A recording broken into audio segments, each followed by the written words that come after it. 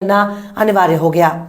पर भारत के मुसलमान खुद को अपडेट करने के लिए 15,000 का फोन ले सकता है, पर 5,000 की एडमिशन फीस भरने में नानी याद आ जाती है।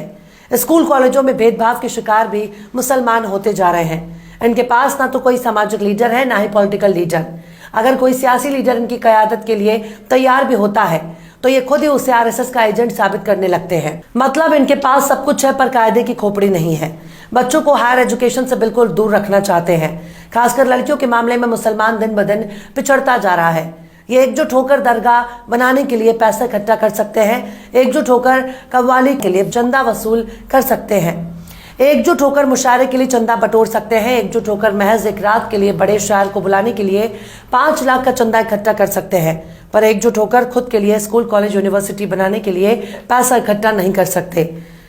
फिरका परस्ती के नाम पर आपस में लड़ाने वाले मौलाना की तकरीर के लिए इनके पास पैसा है, पर अपने बच्चों को पढ़ाने के लिए ना तो इनके पास पैसा है, ना ही हौसला। एक फर्जी मुकदमा अगर पड़ोसी पर दर्ज हो जाता है तो हफ्तों तक मोहल्ले वाले उसके घर की तरफ नजर उठाकर भी नहीं देखते। यह है मुसलमानों का हाल। यूं ही कोई बुलडोजर लेकर नहीं पहुंच जाता। मुर्दों के बीच हर चलने फिरने और टोपी लगाने वाली लोग जिंदा नहीं कहे जा सकते। जिंदा होने के लिए जिंदा नजर आना भी जरूरी है। इनके पास सब कुछ है, पर इकट्ठा होकर अपना नेता चुनकर संसद और विधानसभा में पहुंचाने की ताकत नहीं है। अगर मुसलमानों के बीच से कोई एक नेता खड़ा हो जाता है, उसको गिराने के लिए खुद इन्हीं के बीच से एक और मुसलमान खड़ा होकर मुकाबला करता है। लिहाजा ऐसे ऐसे लोग चुनाव जीतकर मुसलमानों के सिर पर तांडव करने लगते हैं, जिनको मुसलमान तो छोड़ दीजिए, हिंदुओं में ही ज्यादातर लोग नहीं जानते। मतलब आपस में लड़कर ये दूसरों को जिताने में यकीन रखते हैं, पर औकात नहीं है कि खुद का कोई नेता चुन सके जो इनकी सदन में आवाज पहुंचा सके। इस वक्त मुसलमानों ने बस एक ही महारत हासिल कर ली है, और वो है थाना।